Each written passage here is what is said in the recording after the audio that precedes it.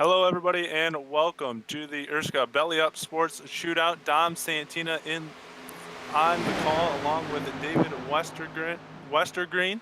David, you got a copy there? I'm there, and we're seeing a pretty good race so far. Sorry, you guys getting it with us a little bit late. We had some technical difficulties. We've had some Dyson for the lead. These guys are putting on a great show, and I think it's going to be indicative of the season to come. Yeah, this is really just a practice race for these guys involved and with us as well. Just kind of thrown together a couple weeks ago between the crew to iron all the technical difficulties out and make sure we're ready to go for our race next week, starting with our Daytona duels right here on Monday night at 9:30 Eastern. Your current leader right now is Johnny Thomas in the 83 out front, trying to block both lanes, the low lane and the middle lane that's developed. This 51 car pushing him. Scott Crump, one of our championship contenders last year, has been all over the track. He's been from the top to the apron. Had a couple of near incidents there, but he's doing a great job pushing Johnny Thomas, keeping him up front. But Brandon Key challenging on the outside right here. Yeah, right before we went live, they almost had a big one too. Cars going below that double yellow line, which if you are new to iRacing or watching iRacing, that is legal here to go below the double yellow line, which is not legal in NASCAR. Looks like that middle line starting to come through. The 6 car, Brandon Key, starting to draw even with Johnny Thomas. We're going to have a battle for the lead as we come back into the tri-oval. Getting a great push from Tyler Riggs there in the 26 belly up sports car. I know Tyler's given as close a push as he can. That outside line, though, it's the longer distance up on the top of the racetrack, and that just makes it a little more difficult to keep these cars even with those cars on the bottom that are traveling that shorter distance. As you mentioned there, David, once again, that 51 car all over the racetrack trying to find some room to go. That is Scott Crump in that 51 car trying to push that 83 and keep him in the lead of Johnny Thomas. We're on board with Crump at the moment as we look through the tri-oval, completing lap number 11 of 30. Third of the way through this shootout already. And this thing has that old school NASCAR shootout feel. You know, just 30 laps to settle it. Only like 14 or 15 cars in the field. It's just got that kind of small race, but big event potential. And these guys are really putting on a show as Scott Crump goes to the outside, going for the lead. Yeah, he'd been looking for a couple laps now. He jumps up to that top lane, not getting much help up there, waiting for the 6 of... lost him there, trying to gain some momentum. Damian Leininger looking for the lead here. This 12 car, kind of an Alan Kulwicki throwback from 1990-ish when he was running the Xerox car. That's what this is throwing back to, and it's a beautiful car. Looking for the lead here. Yeah, Leininger, I looked on timing and scoring just a couple laps ago, was about in the 6th, 7th position. He's made his way up. Now he's falling back as that middle line losing a little bit of momentum down the backstretch. Got the 6 car jumping out of line. Gonna have to pull back in this bottom line once he finds some room. Still Johnny Thomas out front though. I think that's a calculated move by Brandon Key. He was kind of noting that this thing was getting a little bit hairy for him, and potentially even his car was overheating a little bit. That can be an issue at these restrictor plate tracks. When you're tucked up behind somebody for so long, that car will overheat. Key may have needed some extra cool air. Still out front, that 83 of Johnny Thomas. Looks like the 91 has jumped up there as well. That's Chad Bear trying to make that top line work once again. Sitting right in behind him there is Josh Adams in this 95 car. So Adams, Damian Leininger, and as well Brandon Key, all members of the same team, and that would be Apex Sim Racing. So you'll see these guys working together as much as they can. Right now they're a little split up and spread apart. But they've all been right here, right behind Johnny Thomas. But Johnny looking really strong here. Leininger jumping back up to that top side, trying to push Bear to the lead. He's going to jump up. We're going to make it 3 wide as we come back to the start-finish line. Bear getting pushed out by Leininger there. And here comes that 95, as you mentioned, to the race lead. Josh Adams, your new race leader. And you saw a classic case of that teammate factors. We're going to crash in the back. see if that brings out the caution, and we might have to go back and take a look at that. But Damian Leininger chose to go with Josh Adams there, and what a great job by those guys to save it and not bring out the caution. I know Brandon Key got in the wall there a little bit. Don't know who else might have been involved, but those guys, man, did a great job to keep those cars from spinning out. Yeah, they made contact with that outside wall there, and somehow, I don't know, as you mentioned there, David, didn't spin out at all, kept it going, especially when you're approaching 200 miles an hour. Here is that replay or looking back in the field. Maybe a lap before here, but this is this move by Damian Leininger to take it 3 wide, which I think kind of initiates this event in the back. Leininger goes with his teammate around Chad Bear. Liam Sheen in the 5 goes with Leininger.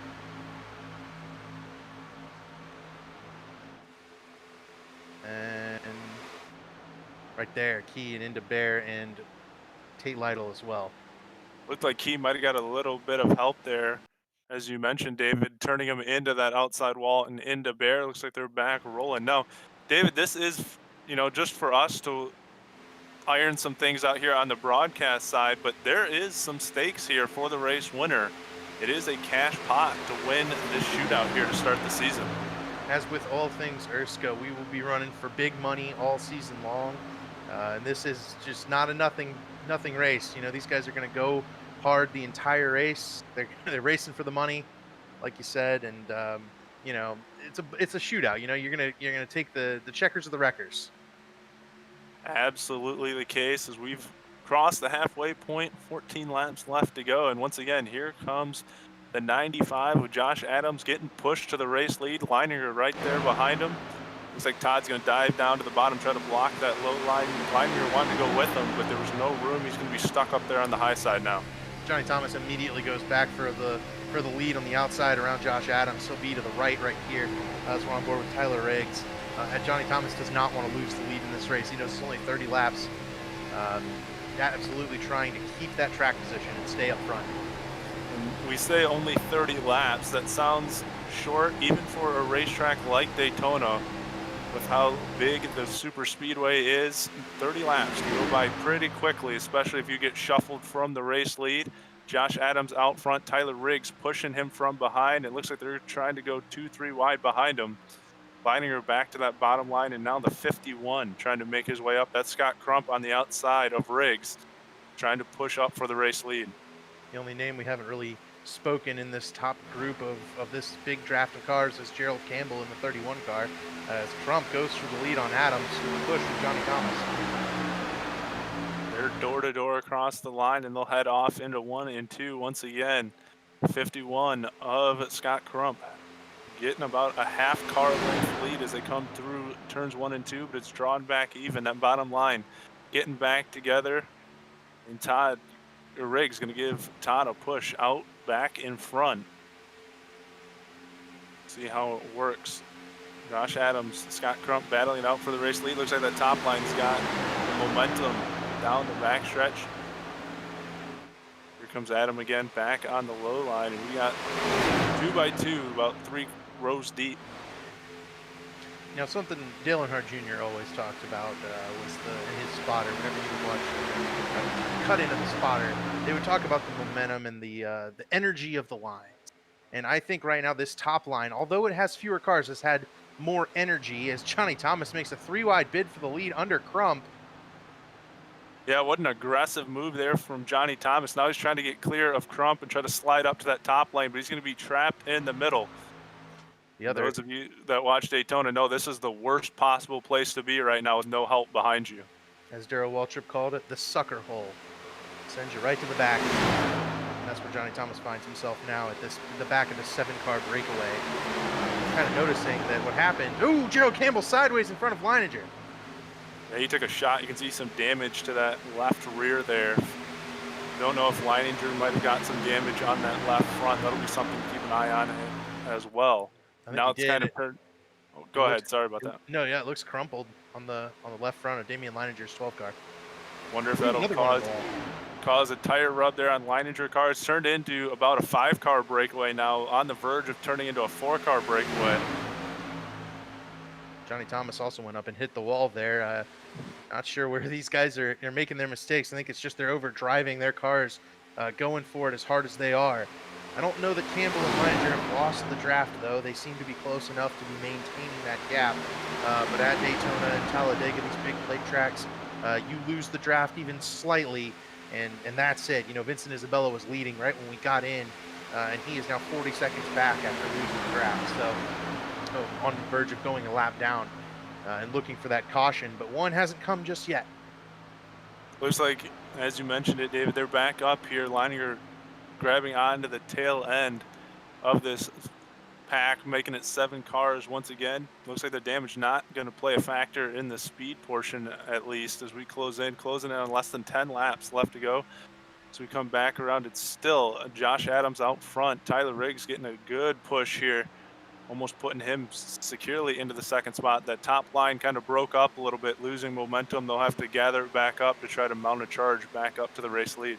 Johnny Thomas took Liam Sheen 3 wide. Here comes Tyler Riggs with teammate Gerald Campbell.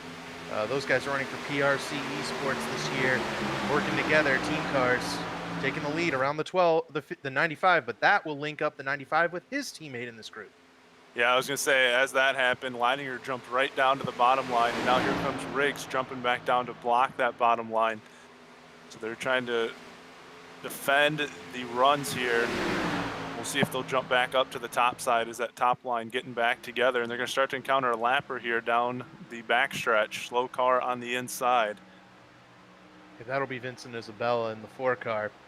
A tough break for him after kind of getting shoved out of the lead of this front pack right when we got back to break. How they encounter him may be one of the big turning points of this race if they can't get around him cleanly.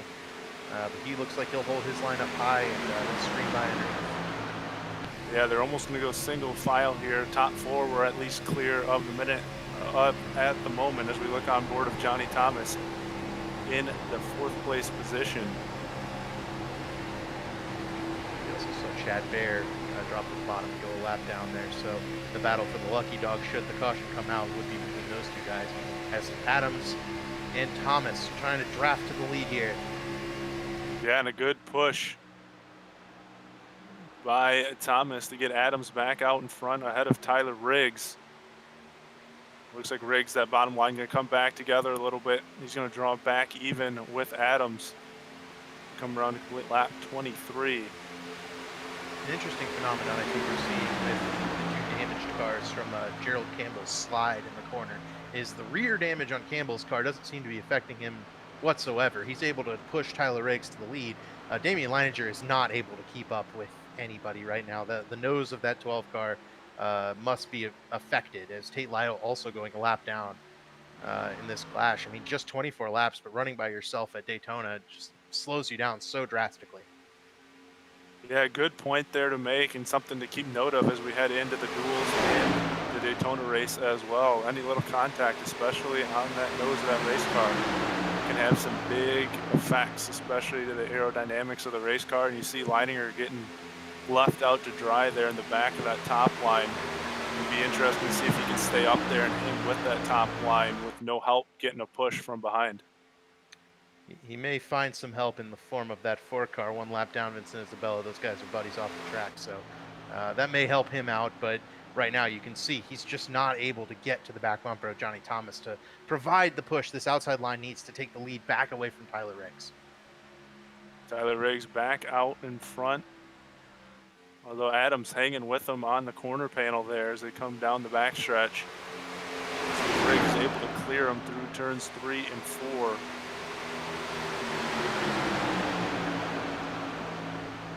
Looks like he's clear as they head down into trioval once again.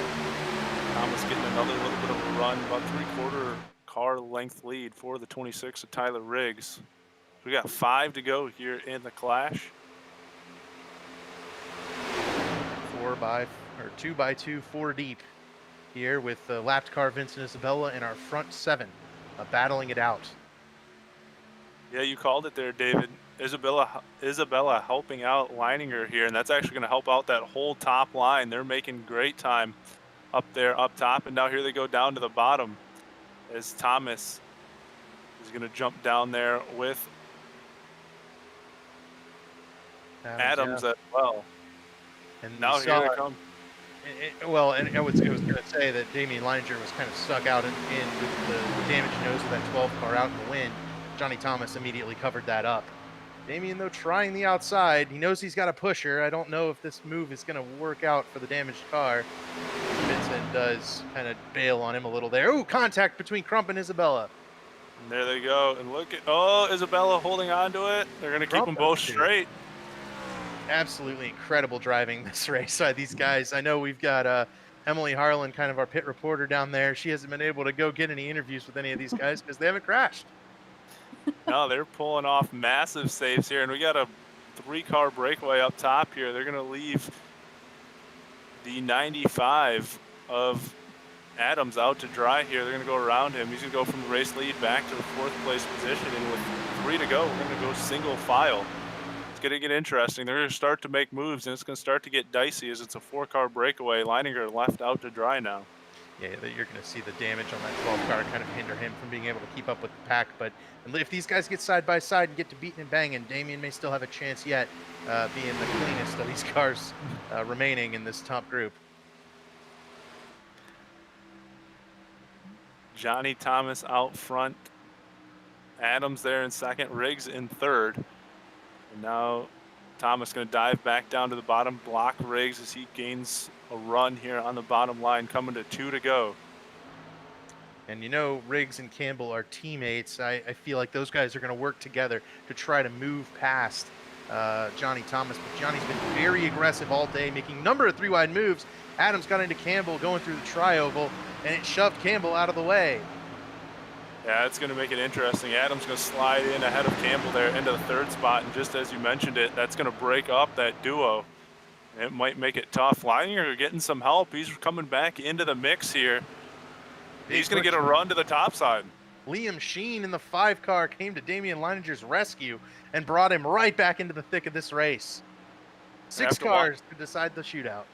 We're going to have to watch this as we head to the white flag. Looks like Adams is looking to jump up there to that top line. There he goes. And here comes Thomas. Everyone going to go, almost a little bit of contact. We're going to come to the white flag. It's going to get interesting. When will they make their move and who will make it? Riggs to the top side. He's going to go with Leininger. Now we're 3 wide as we head into 1 and 2. These guys putting on an absolute show for us here tonight. Adams to the lead. Thomas on that bottom line trying to get something together with Campbell here to get a push. Liam Sheen gets the push and gives it to Adams. That might be all it takes. Leininger to the outside, 3 wide for second. Oh, and Hennig, Liam, and Damian hit the wall. Well, that's definitely going to put a lot of damage on that 12 car now as that whole front bumper's gone, but we're going to have to watch. Ooh. Oh, Thomas gets turned. He's going to save it, but he's going to be out of the race, and Adams is going to come to the line, and Josh Adams is going to take the ERSCA Daytona Clash here for Belly Up Sports and the shootout to start the season. How did no one crash? Those guys saved every car. They crashed 10 times and no one crashed. I guess Remarkable maybe driving. Yeah, we'll give it to the driving skills, right? Not the physics of the race car possibly, but yeah, great job to those guys to not keep that or keep those cars straight. I mean, even Leininger there was turned coming to the line and he kept that car straight. Great job to these guys, and great, what a show put on here, even joining a few laps late, but didn't disappoint in any means. Not at all. 3 wide multiple times on the final lap. Last lap pass for the win. I believe Adams did make that move as we were coming to the line around Riggs. So, yeah, bump from congratulations from Johnny Thomas to Josh Adams. Adams, your winner of the ERSCA Clash.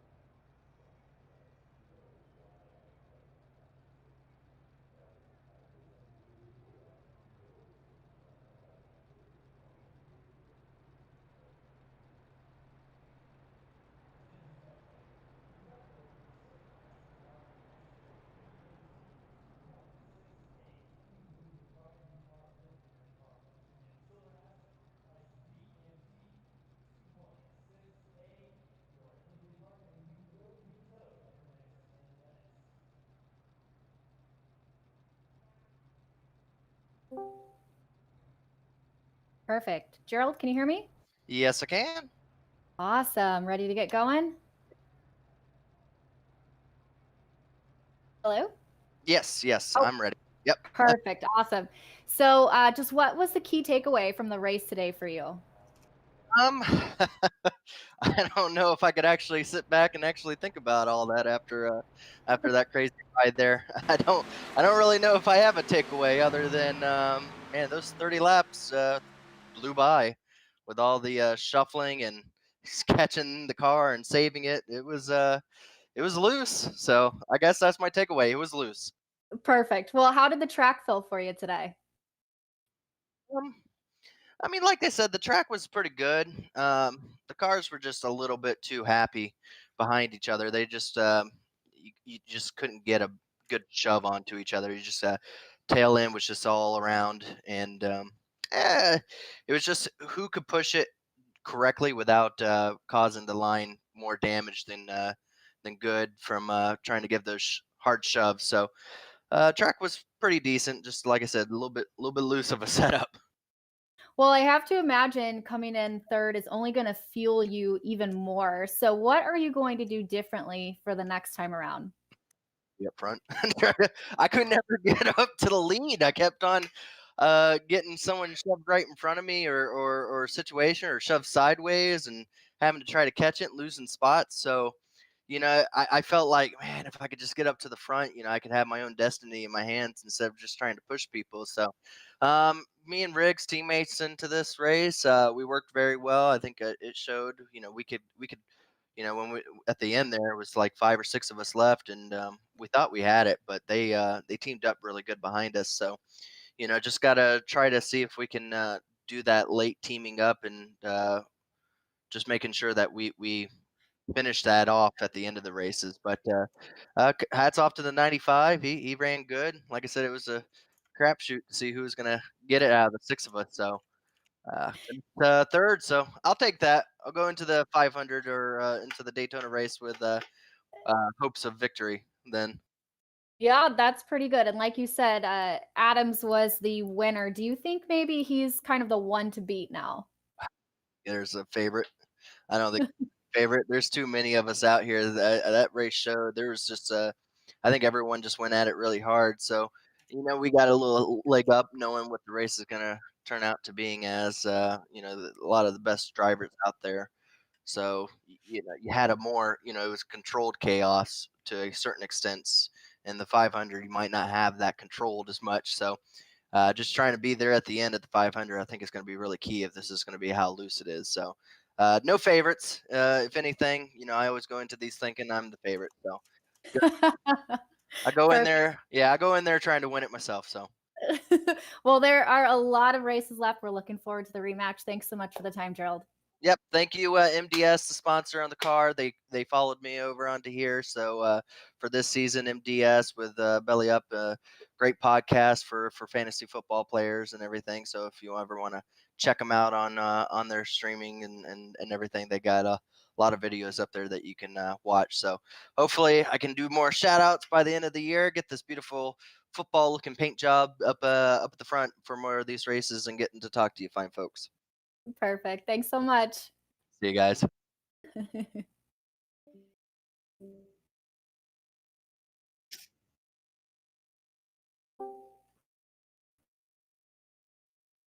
Hi, Tyler. Can you hear me?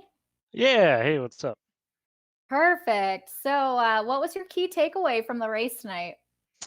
Man, everybody was battling super hard out there, especially up front. Had a lot of good racing. I think with kind of this newer aero package that's been implemented over the last, I think it was the last month. I think it came in. You can definitely feel a little bit more out there. There's a little bit more moments of looseness that kind of surprised you. I had a couple of those where you're trying to get some runs on the outside, or maybe just trying to come back on the inside a bit, and it'll swing you around a little bit with that aero, especially when you're boxed in. It seemed like it was pretty close there until the last few laps. What'd you kind of see on the track at that point? Oh, at that point, it's everybody's going for themselves. So as we get all those crazy three wide situations, people just not trusting each other per se. And I thought for the most part it was pretty clean down the stretch. We had obviously a couple chaotic instances there. When I got shuffled going into that last lap and I was 6th, all of a sudden back in the pack, that front pack, I was just hoping that something would happen to give me a shot, and it did. I just didn't have enough coming off turn 4, so that was unfortunate. One of the comments from Dave and Dom were that there were no big crashes tonight. How were you able to kind of avoid all that? Guys just being smart to check up out there.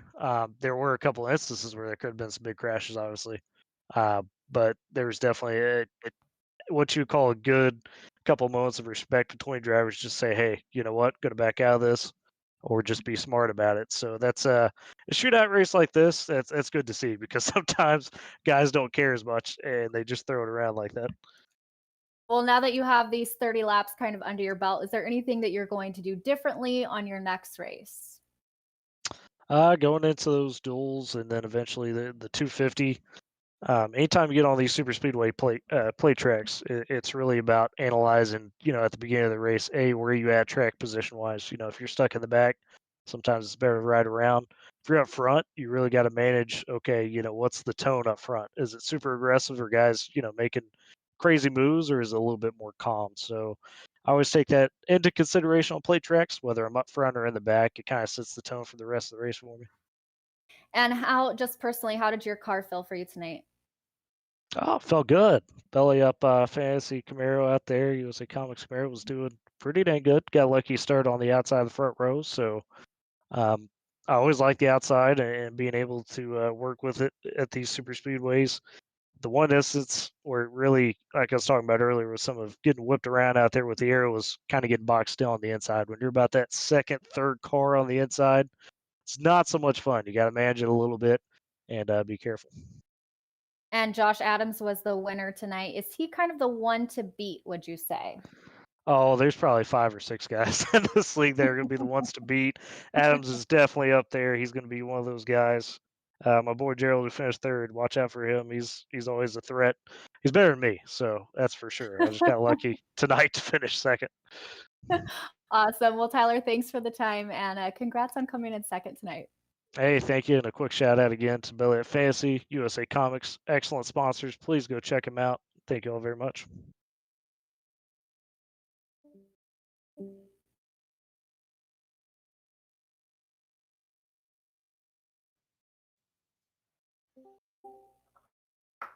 Josh, can you hear me? Yeah.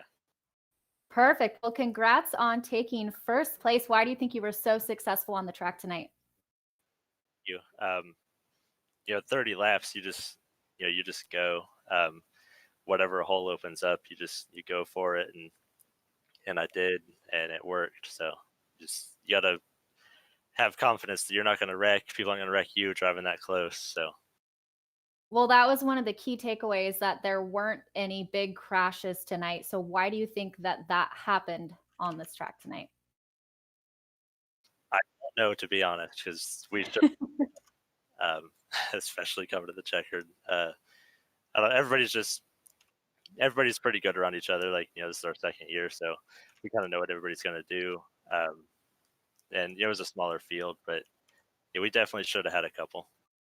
Yeah, I would say. And it seemed like it was pretty close to like the last few laps or so. So what did you see at that time? How were you able to take 1st? Well, I was leading there for a minute, and I got trained by Gerald and Tyler. Went back to 3rd. Johnny got by me, so I was 4th. I decided to draft back up to them 3 and try and make a run back to the outside. And we got to the white flag, and Tyler and Johnny went low and high, and like I figured they were going to close it. I put it in the middle, and they didn't close it, and it was on from there.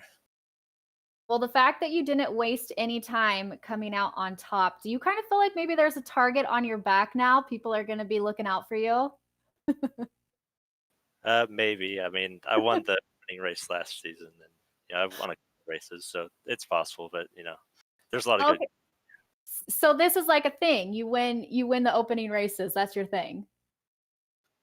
Last year is I guess we could say that 2 years in a row. It's paying one, but we'll go for the points paying one next week too. Well, what are you going to take from this race that you'll maybe apply to future races? just this race was just a sprint. I started in the back and just went to the front. You can't really do that all the time. That's how wrecks happen. Future races here, like next probably hang out for a while before I try and make any moves. But you kind of know who you can run with and who you can run around, and that's what this race is about. Awesome. Well, Josh, thanks so much for the time and congratulations on the win.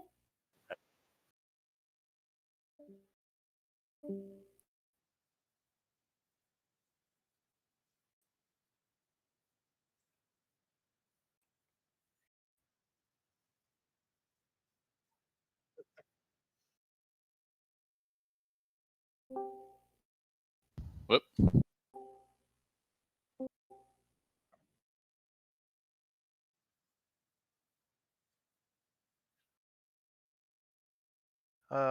Hey guys. This is Oh, David hey, from the man, it's broadcast. a party. It is a party. So I don't know how a group interview is going to work, but I'll just shoot a question at somebody. And I guess Emily could, and Dom, if you want to jump in too. Cool. Johnny, how I saw you were being pretty aggressive there tonight, man. Only time I get to be up front. Yeah, I was gonna say, did you feel like that was maybe your best chance to win the race, was being really aggressive, making those 3 wide moves? Yeah. Josh knows, and I know. Once you get up front, you can control the race pretty good in these cars. So if you're first or second, or if you're first and first on the outside lane, there's ways to work the draft that could come into play, and I felt like I did that for the most part. I never got shuffled back, which was cool. And then at the end there, the pack got kind of so broken up that it kind of plays a disadvantage to the guy that's in first. So and then when Josh got ahead of me, he's one of the best plate guys out there. I think Gerald is awesome. Josh is great. There's some guys that didn't even sniff the front that is awesome at plate racing. So you just got to be aggressive, and I felt like I did that for the most part, but just came up a little bit short. Tried to make a move middle of 3 and 4, and just didn't work out. Johnny, just kind of interested to know, couple cars quite a Yeah. few times tonight got sideways, especially coming to the line. The saves were ridiculous. Oh yeah. How easy is it to save the car, or is it just physics? Everyone talked about a new package and stuff. Pure Does that talent. help out a little bit? Pure talent. All right. No. These cars are kind of easy to save. They're not like the Cup cars as far as being extremely easy to save. But if you get hit at a certain point on the apron, in the turns is a little bit easier. I saw, who was it? I think Vincent had a crazy save. I saw Brandon have a pretty good save. The saves on the back stretch are the ones that are really, really impressive. I think even Scott had one. But these things aren't too bad to save. But some of the moments we had were pretty big there, that all the guys were pretty good, not crashing there.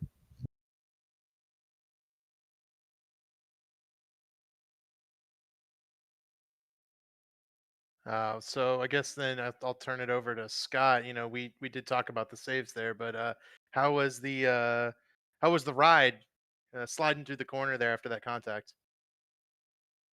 Yeah, it was a pretty good ride there. I don't know if it was netcode or I came up a little bit and he came down a little bit at the same time.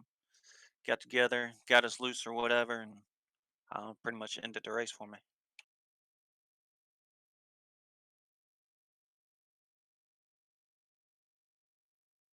Johnny, I have a question for you. Yeah, Emily. There was some talk on Twitter about the order that everyone was starting in. Care to comment on that? The car was pretty good tonight. We had a pretty fast car, and we just stayed up front. But no, the order. I did a live video, and it didn't work. And I thought it was working the whole entire time, and I drew first, which was sweet. But since the video didn't work, it was a little bit hairy there for everybody think that I didn't really deserve that. But all in all, it was pretty good. It wasn't an advantage at all. I got one for Damien. Damien, we kind of talked there in the group message, but how was the car after the damage, and did that affect you going later into the race with that contact later on when you tried to kind of go around Liam? Yeah, I mean, once Gerald hit the apron right there, it got me a little bit of nose damage. I didn't notice it in like temperature wise. It wasn't overheating or anything, but it really affected the way the car would suck up to another car. And it would take, if you would get a straightaway to build momentum usually without damage, it was taking, a full lap to build that momentum. Um, on that one with Liam, going three wide and turn three on the outside with no help, you don't know what's going to happen there. I don't know if I had the momentum either way to do it, but it's a move you have to make going into the final corner. I mean, especially in a clash race right here where we're all just going for first and points don't really matter. So Awesome. Well, I have a go ahead, Emily. I just have a question for anybody if they want to comment on it. Did anybody Sure. do anything to kind of get them hyped up for the race today, or is this just like a normal day? I was just hyped to have ERSCA back. Heck Like this yeah. is this is my favorite racing series I'm in, and it's so different. Most leagues usually do two different seasons in a year. You have an A season and a B season. Well, ERSCA's different. We do one longer season, and the wait is a little bit longer. It feels like a true off season, so you're kind of itching just to get back here and get back on track with these guys. Awesome. Yeah, I don't have no pre-race routine. Just probably either a nice Miller High Life, and I'm all set. Perfect. Hopefully, you guys had fun for your first race. I know we had some difficulties there at the beginning, but it seemed like it went pretty smooth. You'll have to watch it back, man. I think it went really well. Yeah, I that's really liked awesome. it.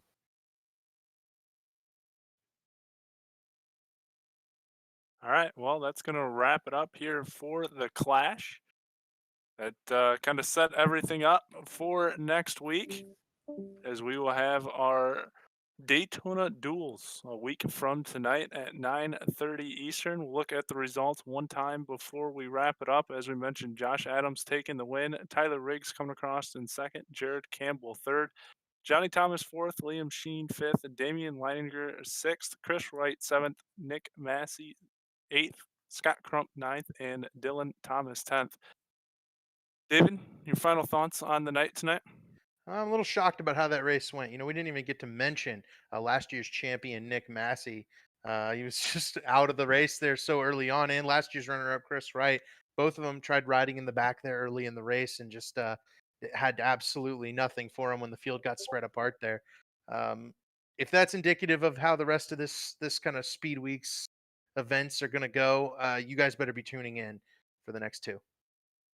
Yeah, definitely. You have to wonder if maybe the smaller field played a factor in that as well. When we get the full field in here, they might be able to stay with the pack a little bit and hang in there, maybe riding in the back. Either way, alls I know is that if, as you mentioned, David, if it is anything like tonight, there's going to be some ridiculous saves the rest of the season and the rest of the couple weeks here at Daytona. All right. Absolutely. I'm ready for it. I am too. I'm going to start the countdown already to our duels next week. As I mentioned, February 8th at 9:30. We'll set the field for our Daytona 250 2 weeks from today. All right, I think that's going to wrap it up here for the ERSCA Belly Up Sports Series. First race in the books. Thanks for everyone that tuned in. And even though we joined a little late and had a couple of technical issues, I think we're going to be set for our duels next week. For Josh, David, and Emily, that's going to do it here tonight. Thank you for watching.